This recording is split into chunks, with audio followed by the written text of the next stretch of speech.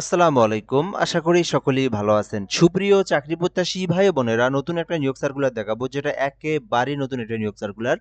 এটা হচ্ছে ফেনী পৌরসভা কার্যালয়ে, যেখানে নিয়োগ সার্কুলার প্রকাশ করা হয়েছে, যেখানে মোটামুটি অনেকগুলো পদের সংখ্যা রয়েছে, দেখতেই পারতেছেন। এখানে সবথেকে যে বড় পদটা, কমন যে পদটা, সেটা হচ্ছে স্বাস্থ্য সহকারী পদ রয়েছে।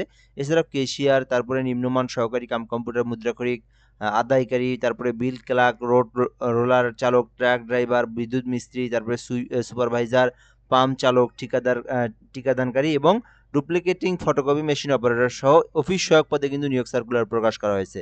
তো এই সার্কুলার নিয়ে বিস্তারিত আলোচনা করব। এখানে পদের নাম, পদের সংখ্যা, বেতন, গ্রেড, স্কেল, শিক্ষাগত যোগ্যতা, বেসিক্যালি কারা কারা আবেদন করতে পারবে, কারা কারা আবেদন করতে পারবে না, এবং আবেদনের প্রসেস সম্পর্কে সব কিছু আপনাদেরকে বুঝে এবং দেখে দেওয়ার চেষ্টা করব। সম্পূর্ণ ভিডিওটা দেখবেন, তাহলে আপনারা এই যে ফেনী পৌরসভার যে নতুন নিয়োগ সার্কুলারটা প্রকাশ করা হয়েছে, এটা সম্পর্কে আপনি জানতে পারবেন এবং আবেদনও করতে পারবেন।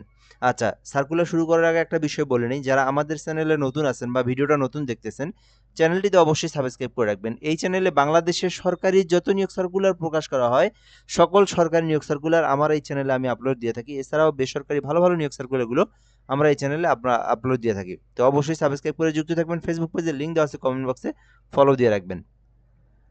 স্থানীয় সরকার পল্লী উন্নয়ন ও সমবায় মন্ত্রণালয়ের অধীনে স্থানীয় সরকার বিভাগের পৌর শাখা 9 ডিসেম্বর 2025 খ্রিস্টাব্দের তারিখে স্মারকের প্রেক্ষিতে প্রাপ্ত ছাড়পত্রের ভিত্তিতে এবং স্থানীয় সরকার বিভাগের পৌর 2 শাখার স্মারক নঙের প্রেক্ষিতে 2005 খ্রিস্টাব্দে পৌরসভা কর্মচারী চাকরি বিধিমালা 1992 এর বিধি মোতাবেক মৃত্যু, অবসরজনিত বা অন্য কোনো কারণে পদশূন্য হওয়ায় ফেনী পৌরসভার নিম্নবর্ণিত পদে কর্মচারী নিয়োগের নিমিত্তে বাংলাদেশের প্রকৃত স্থায়ী নাগরিকদের নিকট স্ব-স্ব-হস্তে লিখিত আবেদনের জন্য আহ্বান করা যাচ্ছে। তো বিষয়টা আমি আপনাদেরকে একটু ক্লিয়ার করে দেই। এখানে কি বলা আছে? এইটা হচ্ছে ফেনী পৌরসভার নিয়োগ সার্কুলার, যেখানে বাংলাদেশের 64 জেলার যেকোনো প্রার্থী যে কেউ চাইলে আবেদন করতে পারবে। ছেলে-মেয়ে উভয় আবেদন করতে পারবে। এই বিষয়গুলো এখানে বলে দেওয়া আছে। আর পদশূন্যটা কেন সৃষ্টি হয়েছে? এখানে বলা আছে যে যারা মৃত্যুবরণ করছে, আবার যারা হচ্ছে চাকরি থেকে বাতিল হয়েছে বা চাকরির রিটায়ারমেন্ট হয়েছে, সেই কারণে কিন্তু পদশূন্য সৃষ্টি হয়েছে। সেই পদেই কিন্তু নতুন করে আবার নিয়োগ বিজ্ঞপ্তি দেওয়া হয়েছে। ওকে? আচ্ছা, ১ নম্বর যে পদটা রয়েছে, এটা হচ্ছে কম্পিউটার মুদ্রাক্ষরিক, নিম্নমান সহকারী কাম কম্পিউটার। এইটাতে আপনি আবেদন করতে চাইলে করতে পারেন। এখানে ২ টি পদ রয়েছে। বেতন গ্রেড ১৬ গ্রেডের বেতন দেওয়া হবে। ১৮ থেকে ৩২ বছর পর্যন্ত আবেদন করতে পারবেন। আবেদনের জন্য উচ্চ মাধ্যমিক সার্টিফিকেট পাস থাকতে হবে, তাহলে আপনি আবেদন করতে পারবেন। অর্থাৎ এইচএসসি পাস থাকতে হবে। আর পাশাপাশি কিন্তু এখানে বলা আছে বাংলায় ৩০ শব্দ, ইংরেজিতে ৪০ শব্দের পার মিনিটে গতি থাকতে হবে। দেন আপনি এই পদে আবেদন করতে পারবেন। ২ নম্বরে ক্যাশিয়ার পদে একটি পদ রয়েছে, যেটা এখানে ১৪ গ্রেডে নিয়োগ দেওয়া হবে। অর্থাৎ এই লাইনে হচ্ছে গ্রেড হচ্ছে ১৪। ক্যাশিয়ার কোষাধ্যক্ষ, ঠিক আছে? তো এই পদে আপনি চাইলে অ্যাপ্লিকেশন করতে পারেন। এক্ষেত্রে আবেদনের জন্য যেকোনো স্বীকৃত বিশ্ববিদ্যালয় হইতে বাণিজ্য বিভাগে স্নাতক ডিগ্রি থাকতে হবে। তো আ যারা বিজনেস নিয়ে লেখাপড়া করতেছেন, বিজনেস স্টাডিজ নিয়ে যারা লেখাপড়া করতেছেন, তারাই কিন্তু এটাতে আবেদন করতে পারবেন। এটা হচ্ছে আপনার ক্যাশিয়ার পদে। এটাতে কিন্তু আপনার মোটামুটি আ এখানে ১৪ গ্রেডে এই পদটা ফা ফা মানে নিয়োগ দেওয়া হবে। ৩ নাম্বার যেটা পদ রয়েছে, এটা হচ্ছে কমন একটা পদ। এটা হচ্ছে স্বাস্থ্য সহকারী।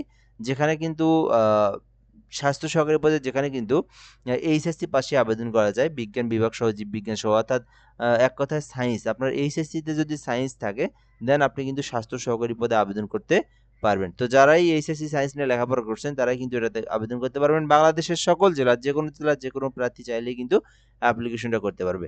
৪ নম্বরে যে পদের নাম রয়েছে, এটা হচ্ছে আদায়কারী বাজার, অর্থাৎ আদায়কারী নিয়োগ দেওয়া হবে। এটা কিন্তু আপনার একটি পদ রয়েছে এখানে ১৬তম গ্রেডের মধ্যে। সো এক্ষেত্রে আপনার শিক্ষাগত যোগ্যতা হচ্ছে উচ্চ মাধ্যমিক পরীক্ষায় উত্তীর্ণ হতে হবে। আ উচ্চ মাধ্যমিক অর্থাৎ এইচএসসি পাস থাকতে হবে। এইচএসসি পাস থাকলে কিন্তু আপনি আদায়কারী বাজারে এটাতে আবেদন করতে পারবেন। এছাড়াও বিল ক্লার্ক একটি পদ রয়েছে। এক্ষেত্রে আবেদনের জন্য উচ্চ মাধ্যমিক পাস থাকতে হবে। তাহলে আপনি বিল ক্লার্ক পদে আবেদন করতে পারবেন। ৬ নম্বরে রোলার চালক একটি পদ রয়েছে। শুধুমাত্র ৮ম শ্রেণী পাস থাকলে কিন্তু আপনি রোড রোলার পদে আবেদন করতে পারবেন, যেখানে ৩ বছরের অভিজ্ঞতার প্রয়োজন রয়েছে। এরপরে ট্রাক ড্রাইভার নিয়োগ দেওয়া হবে, ২ টি পদ রয়েছে। শুধু ৮ম শ্রেণী পাস থাকলে আপনি ট্রাক ড্রাইভার পদে আবেদন করতে পারবেন। এক্ষেত্রে ৩ বছরের বাস্তব অভিজ্ঞতা থাকতে হবে। ৮ নম্বরে বৈদ্যুতিক মিস্ত্রি আছে একটি পদ রয়েছে, যেখানে কিন্তু মাধ্যমিক সার্টিফিকেট বা সমমান পরীক্ষায় শিক্ষাগত যোগ্যতা সহ বি সেকশন লাইসেন্সধারী হতে হবে। তাহলে আপনি বৈদ্যুতিক মিস্ত্রিতে আবেদন করতে পারবেন। ৯ নম্বরে সুপারভাইজার নিয়োগ দেওয়া হবে, যেখানে কিন্তু এইচএসসি পাশে আপনারা আবেদন করতে পারবেন। সুপারভাইজার শুধুমাত্র এইচএসসি পাশে আবেদন করতে পারবেন। 10 নম্বরে পাম্প চালক নিয়োগ দেওয়া হবে, যেখানে আপনার একটি পদ রয়েছে। অষ্টম শ্রেণী পাশ করলে কিন্তু আপনি পাম্প চালক পদে আবেদন করতে পারবেন। আর এটাতে কিন্তু অবশ্যই 2 বছরের অভিজ্ঞতা থাকতে হবে। 11 নম্বরে টিকাদানকারী 2টি পদ রয়েছে। তো এক্ষেত্রে আবেদনের জন্য মাধ্যমিক পাস থাকতে হবে, অর্থাৎ এসএসসি পাস থাকলে আপনি টিকাদানকারী পদে আবেদন করতে পারবেন। 12 নম্বরে ডুপ্লিকেটিং ফটোকপি মেশিন অপারেটর একটি পদ রয়েছে। এক্ষেত্রে কিন্তু আপনার 18 গ্রেডে নিয়োগ দেওয়া হবে। 10ম শ্রেণী পাস থাকলে আপনি আবেদন করতে পারবেন।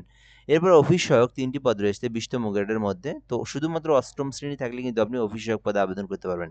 তো এখানে আপনি আপনার শিক্ষাগত যোগ্যতা অনুযায়ী যে পদে ইচ্ছা সেই পদে কিন্তু চাইলে অ্যাপ্লিকেশন করতে পারবেন। ওকে?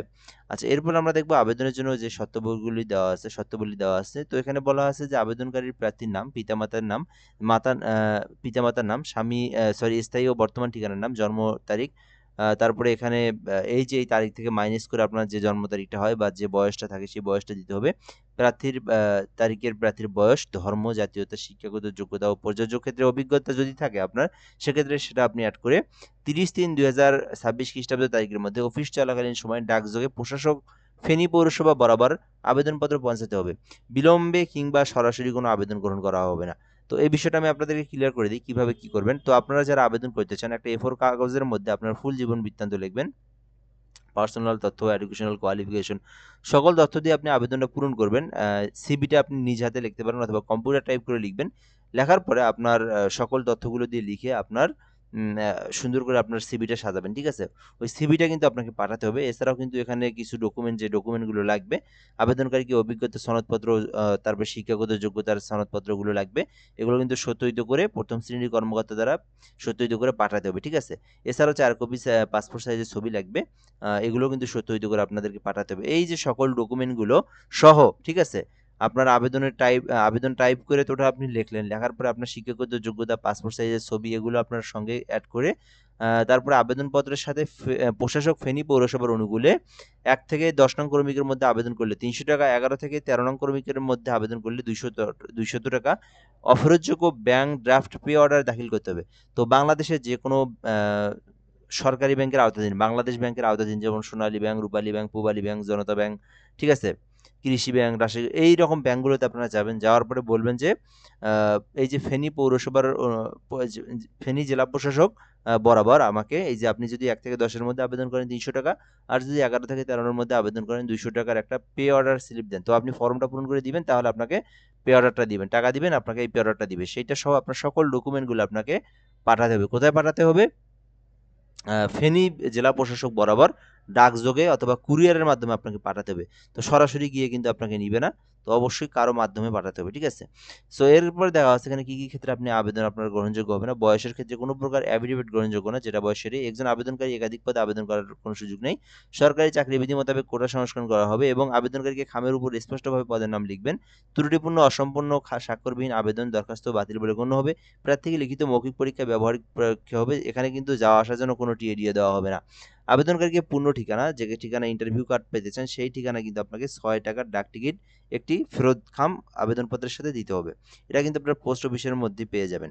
এছাড়াও সরকারি, আধা সরকারি, স্বায়ত্তশাসিত প্রতিষ্ঠানে চাকরিরত প্রার্থীগণকে যথাযথ কর্তৃপক্ষের মাধ্যমে আবেদন করতে হবে এবং নিয়োগ সংক্রান্ত সকল বিষয় নিয়োগকারী কর্তৃপক্ষের সিদ্ধান্তই চূড়ান্ত বলে গণ্য হবে। ঠিক আছে? সো এই ছিল মূলত বিষয়। তো জেলা প্রশাসক নবী নেওয়াজ, ফেনী পৌরসভা, ফেনী। সো যারা আবেদন করতে চান এই বিষয়গুলো আপনারা দেখে শুনে আপনারা এইটাতে আবেদন করতে পারেন। ঠিক আছে? সো আর যদি আপনারা কোনো কিছু জানতে চান এই স্যারগুলো নিয়ে, সেক্ষেত্রে আপনারা কমেন্ট করে জানাতে পারেন। ইনশাআল্লাহ আমরা রিপ্লাই দিয়ে সেই বিষয়টাকে আপনাকে জানিয়ে দেওয়ার চেষ্টা করব। সো ভালো থাকবেন। আসসালামু আলাইকুম।